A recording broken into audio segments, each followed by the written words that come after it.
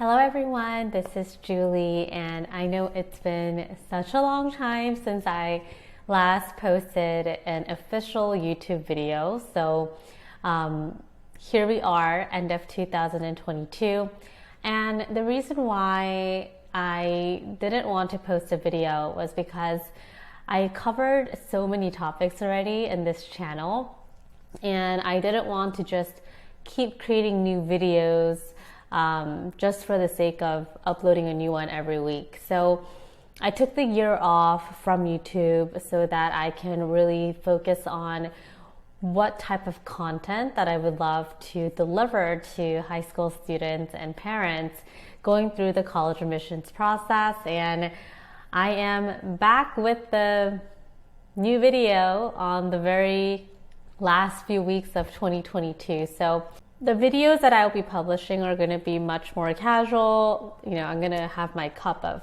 tea or coffee and just chat with you as if we're meeting at a coffee shop for coffee and just talking about all things college admissions, passion, mindset, life, success, and many other topics.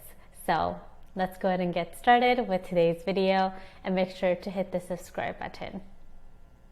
So this video is about recapping 2022 in regards to the college admissions industry and what's been going on. There's been so many major and minor changes along the way that I've listed excuse me, recovering from COVID. I created a list of things that I wanted to talk about. The first one being, in 2022, more than ever, I saw so much hype around getting into Ivy Leagues and top tier colleges. And I feel like it's been even more hype than ever because of social media. High school students are on Instagram and TikTok all day long. So they see other students and friends getting accepted or rejected or waitlisted. Whatever the case, everything that goes on social media is not their entire lives. It is literally like 10% or 5% of their real lives. And so when someone gets into a college, I'm pretty sure they put in so much work and effort and dedication or whatever behind all of that success. And so it's easier for us to just scroll through our Instagram or TikTok and say, oh, she got accepted, but how come I can't? Or he can get into these colleges, but why am I not able to? So you start to get into the comparison game. And even when I was going through the college admissions process, yes, Ivy Leagues were very competitive and hard to get into.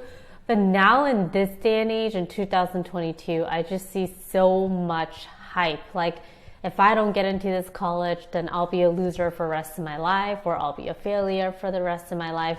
And so I think social media is making this process worse than it is. The second change that I've been seeing with the college admissions this year is that SAT and ACT is starting to come back, and it's not in its full action yet, but for example, Purdue University decided to require SAT and ACT moving forward. And even with our students in our program, I see that students who do have a higher SAT and ACT score will probably have a higher chance of getting accepted. And so I know the COVID-19 shut down all the testing centers, and so colleges were saying we're not going to be accepting SAT and ACT scores for the next 4, 5, 6 years. And now I think data is starting to show that they do want students' SAT and ACT scores, and they do want it to be as competitive as possible. That's not to say that SAT and ACT is going to be the main big factor like it used to, but colleges do want to see your GPA and your SAT scores.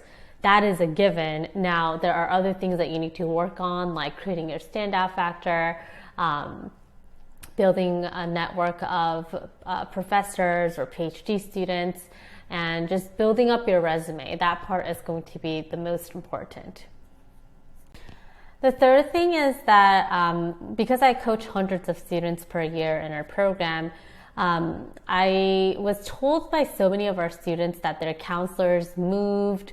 They don't have the same counselor anymore.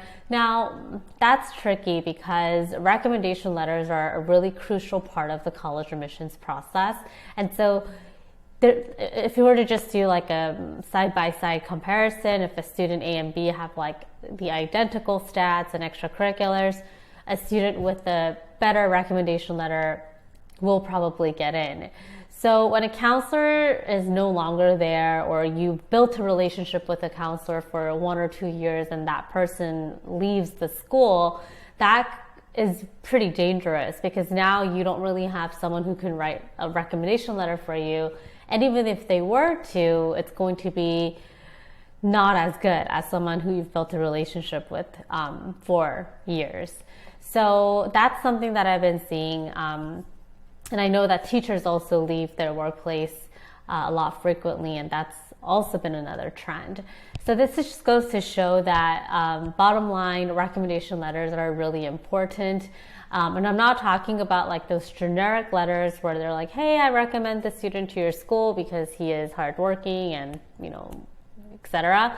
But the letter has to be something that is quite exceptional so that college admission officers can look at your application, your essay, your resume, and your letter of recommendation letters and say, okay, this is a student we would like to accept. So over the past 5 to 6 years, I've been seeing the trend that recommendation letters are very important.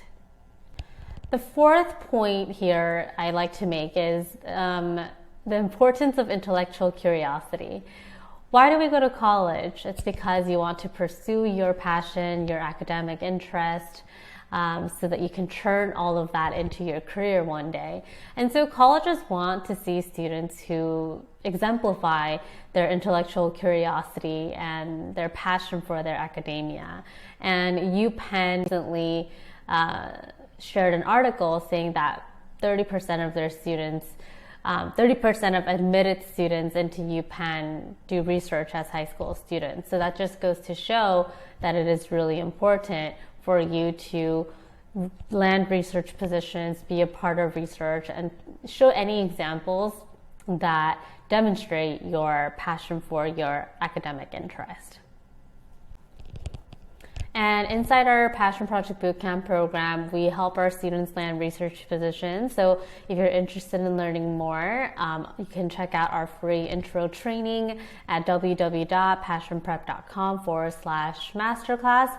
Or if you want to just dive right into our paid college consulting program, you can learn more at www.passionprep.com/bootcamp.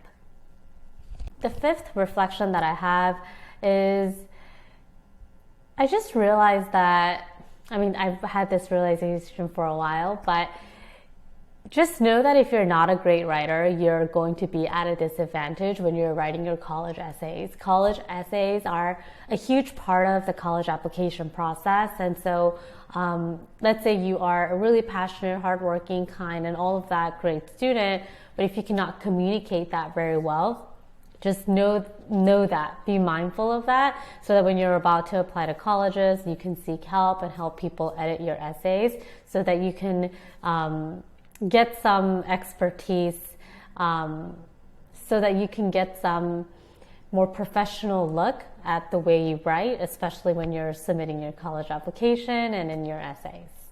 So those are my 5 reflections for 2022 about what I've observed and analyzed in the college admissions industry. And I hope that you found the video to be insightful and helpful. And thank you for tuning into this video. And in the comments, let me know what kind of content you like to see more of in this channel so that we can continue to deliver resources and knowledge so that you could get accepted into your dream college using your true passion.